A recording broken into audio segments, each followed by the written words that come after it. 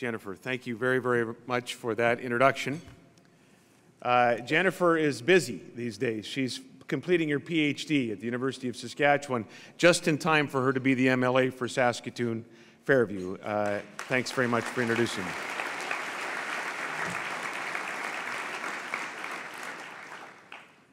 I have some introductions and some thanks that I'd like to offer up this evening, but before I do, I would like to, on behalf of all of us and behalf of our party, to pay tribute to Lisa Rendell, who we lost yesterday. I think 10 years ago, diagnosed with cancer, and ever since then, working so very, very hard to make things better, not for her, but for everybody else. Through golf tournaments, through the C95 radio-a-thon, over $2.5 million raised by her efforts. Abraham Lincoln said, "Die when I may, I want it said of me that I always plucked a thistle and planted a flower where I thought a flower would grow." Lisa planted a lot of flowers in her time, and this city and this province is a much more beautiful place for all of her efforts.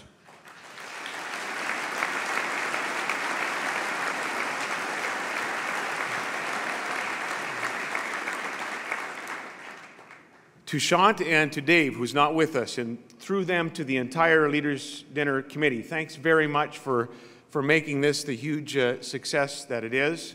I also am going to ask very briefly for the Saskatoon MLAs to stand up, please, and I'll be able to tell if they're standing up because Wyatt's right here. Gord, stand up. Don and Jocelyn, Rob, Chevy, and Gord, please stand up. Just before you give, I am going to ask you to thank them. Ladies and gentlemen, this city is blessed to have women and men, Jocelyn and these guys, who have been working hard on behalf of Saskatoon for a good long period of time. This city is moving forward. I think the official bird of Saskatoon is the construction crane. We see the progress in the city, and it's happening in no small way due to the efforts of MLAs and your MLAs. And I just would like us to be able to take this chance to give them a thank you, a well-deserved thanks for their work.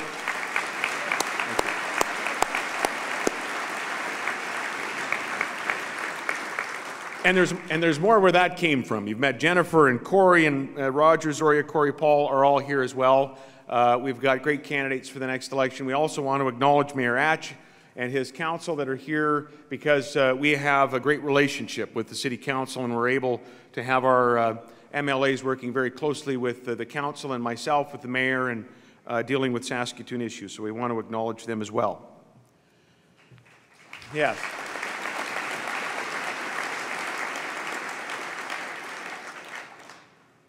So, lately I have been thinking quite a bit about the importance of this year, for our family actually, the importance of 2011.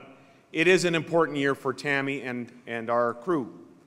In fact, I can tell you this, I actually gave Tammy a couple days ago the introduction to the speech for her to look at, and she did, and she got to this part and she said, "Oh, you're going to talk about the fact that it's in May, it's our 20th wedding anniversary."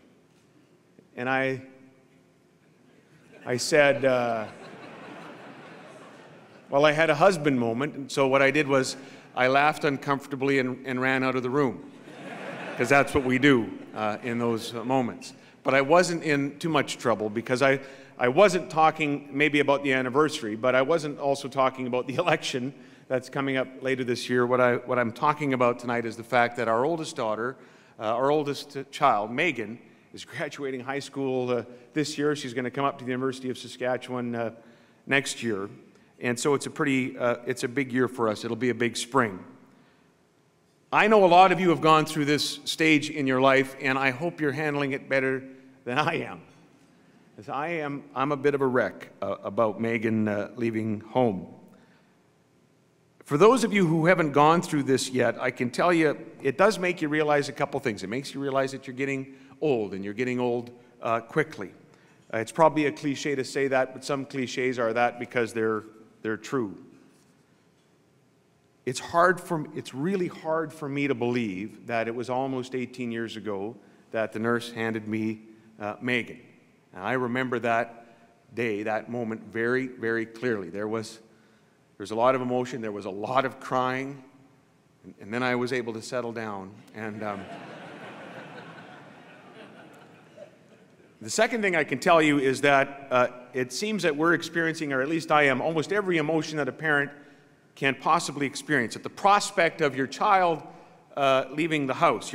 I'm proud of her, very proud of her, and I'm also a little worried about her. And I'm glad and I'm sad. It's really this whole range of emotions that I'm feeling when I think about her leaving the house. And I wonder if I did everything and if we did everything to ensure that she's prepared for this moment and all of the moments that will follow.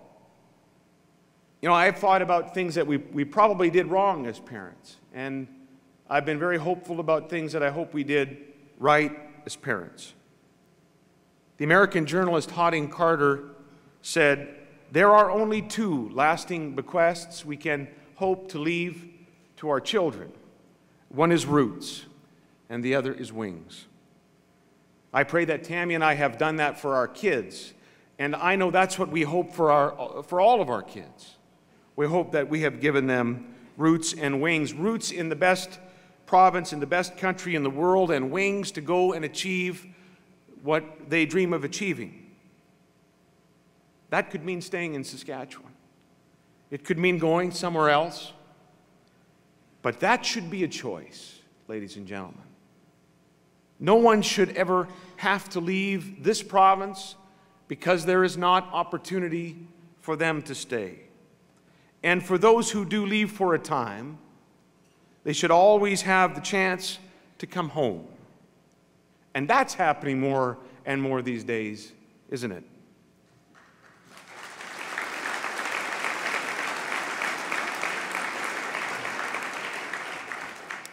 More people are realizing that wherever their wings have taken them, their roots are here.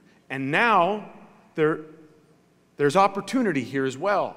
And there are jobs here as well for them to come home to in Saskatchewan.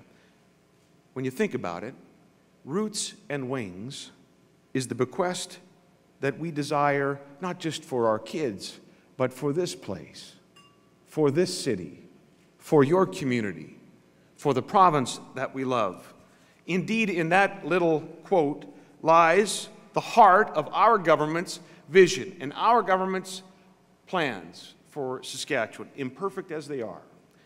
We have, from the very first day that we've had the honor to form the government, held to the notion that we must do, or more accurately, we must facilitate your accomplishment of two things. One, that we would use the incredible resource wealth of the province of Saskatchewan to invest in today, in the roots, to invest in healthcare and education and quality of life and infrastructure.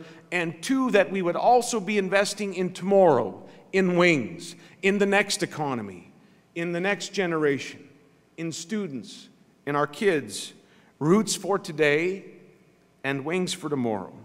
And ladies and gentlemen, that's what our most recent budget was all about. It was called the Saskatchewan Advantage, and for good reason. It is the only balanced budget in Canada.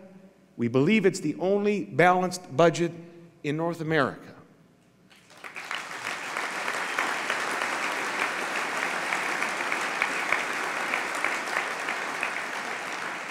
It is a balanced budget even after another significant debt payment on the general revenue fund debt of the province. It's a balanced budget even after some more tax reduction for businesses and farmers and for families. It's a balanced budget even after record municipal revenue sharing and strategic investments in the people of this province, and for a while, until other national events interposed, it was the thing that the country was talking about. That in 2011, Saskatchewan was doing what it was doing. The Saskatchewan Advantage. Some in Alberta, even in the media, took note of the fact that we had taken their slogan. You remember the Alberta Advantage? They've changed their slogan now. It's to something I can't remember, so I'm not sure it's a very good slogan, but I know they've changed it.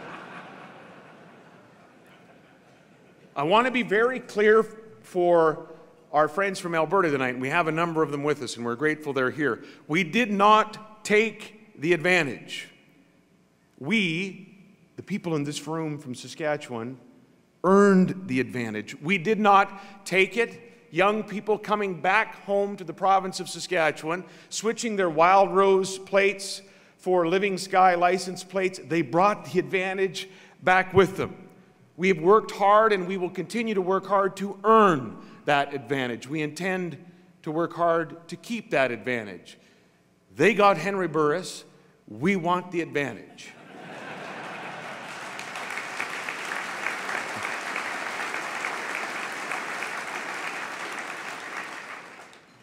And the Saskatchewan Advantage, our budget, is all about roots and wings. We sunk our roots down a little deeper when we paid off another $300 million in the debt of the province of Saskatchewan, bringing the total debt reduction of the general revenue debt of the province to $3 billion in 3.5 years. That's a reduction of 44%. We sunk them deeper still by completing our commitment to share with the municipalities of our province 1 full point of the PST, giving them the certainty of planning that they've been asking for 20 years. We sunk the roots deeper still with another large investment in highways in the province of Saskatchewan, bringing our total in government to $2.2 billion. Ladies and gentlemen, that's a 57% increase over the same period prior to the formation of our government, and we know there's more work to be done. And so that the roots of this province could withstand and be prepared for historic flooding that we're facing this spring, we also allocated $22 million to supply culvert steamers and sandbags and pumps and berms and engineering. And I want to tell you that it's working. It is working in the province, though obviously the worst of the flooding is still to come. We have implemented a $250 million housing initiative that will create 4,600 new housing units on top of 860 affordable housing units already open. Those are public housing units, and 1,100 more in various stages of development because a growing economy often offers housing as a challenge. Our plan addressed the entire housing continuum: help for renters, help for supply side, for new spaces, tax incentives to achieve that, work with innovative plans like the city of Saskatoon is offering, Mayor Atch, so that people can more affordably come up with a down payment. Student housing, 1,000% increase in student housing our government has engaged in. And in fact, the first new residents at the University of Saskatchewan since Montreal hosted the Olympics in 1976.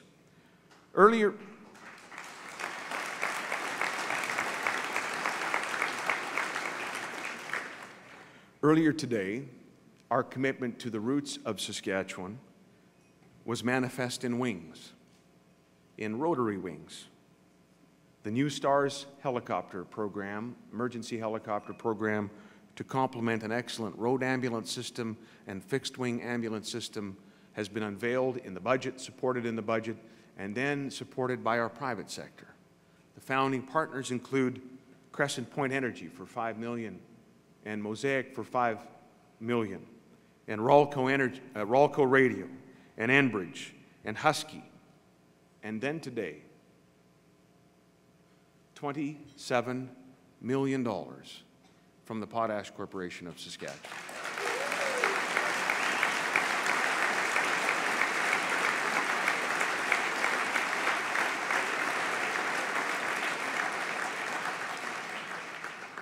Bill Doyle is here tonight. There's a number of members of the Potash team. We say to you, and through you to all of those team members, we say thank you for the largest donation in the history of the province, and we've been doing a little research. We cannot find a larger donation in Canadian history for one particular cause.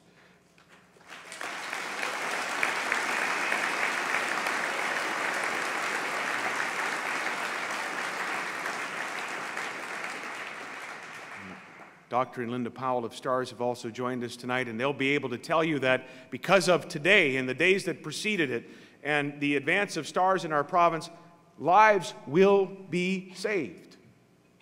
And 90 brand new, highly trained, high-paid healthcare professionals will be employed in this province delivering this emergency care significantly here at the base in Saskatoon. One of the most famous roots of our province is public health care. We are, after all, the birthplace of Medicare. But ladies and gentlemen, at the risk of being just a little bit partisan tonight, I want to tell you that the healthcare situation we inherited 3.5 years ago needed more than laurels from the past. You see, the claim that this is the birthplace of Medicare doesn't seem all that important if you're short 800 nurses and beds are closing.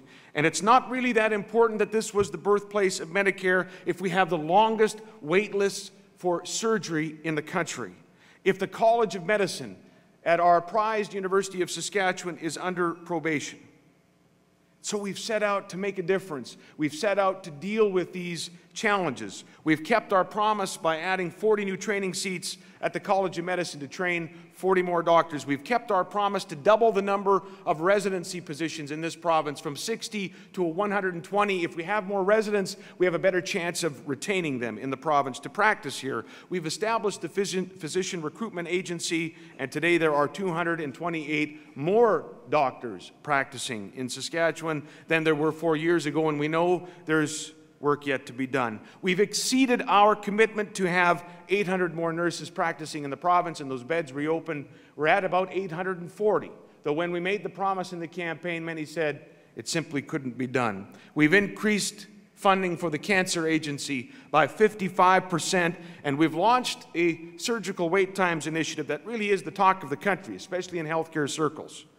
We focused on providing surgeries for the people in this province within 3 months, and we'll get to that objective by 2014, and we are on track to keep that promise. We're going to use regional centers. We will use private clinics within the public system to get people that surgery. I remember last fall I was approached by a gentleman from Yorkton after a speech in that great city, and he told me that he had seen his doctor, and his doctor told him that he needed knee surgery, and so he asked his doctor, well, when will that happen? And his doctor said, November.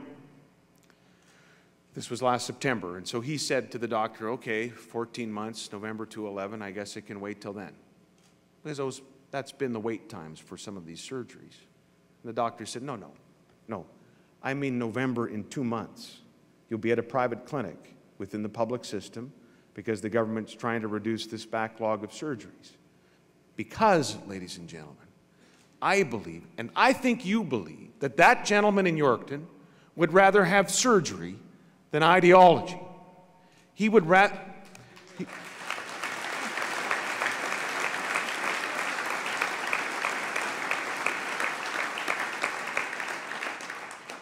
Some people call it privatization. We have a longer name for it. We call it getting your surgery more quickly within the public system, but perhaps by a private provider. It's kind of catchy. It's kind of catchy.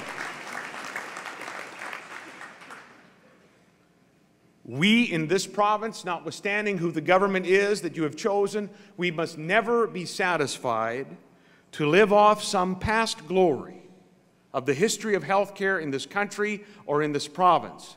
We will need to innovate. We're going to need to reduce wait times in this province. We're going to have to work with partners, faith-based partners, private partners, and others. And I'll tell you, ladies and gentlemen, honestly, I don't know of a group more suited to do that than the current Minister of Health and the team that you have put in Regina.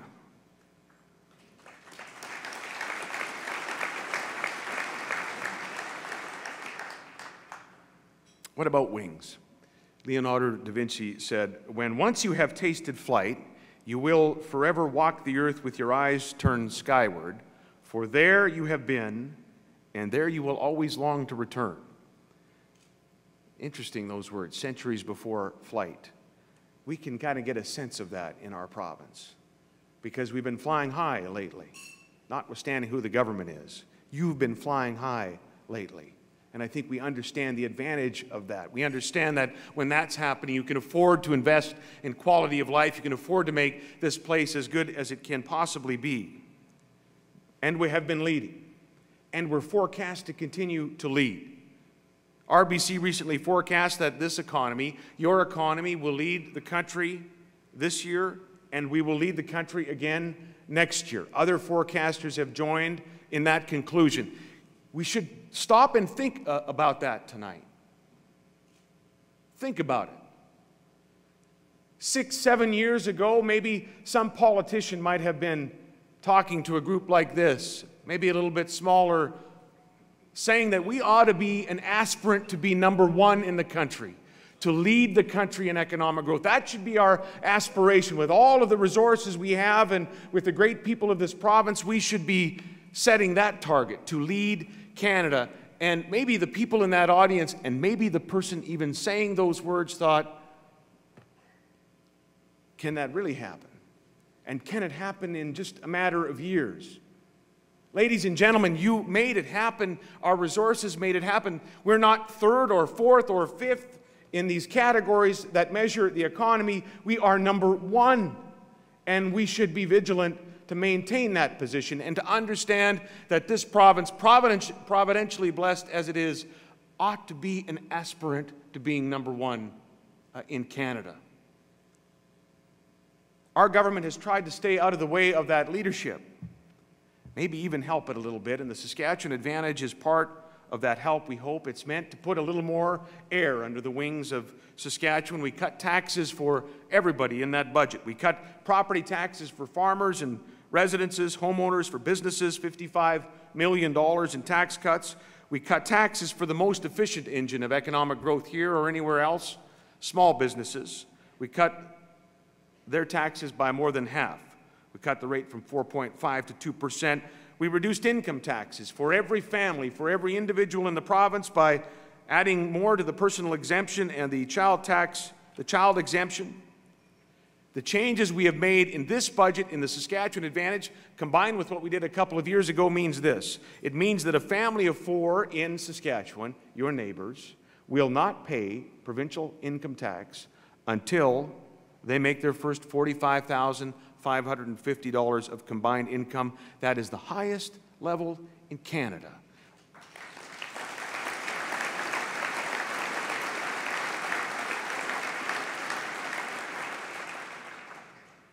And from the day we took office, there are now 114,000 fewer low and middle income Saskatchewan residents paying any income tax at all. That's the Saskatchewan Advantage. And the advantage gets greater the more kids you have. So I'm just saying that I'm going to wrap up soon. We'll be done here by, I don't know, 9:30 or something like that. We have one of Rob Norris's population growth plan power outages later on tonight. I'm just saying.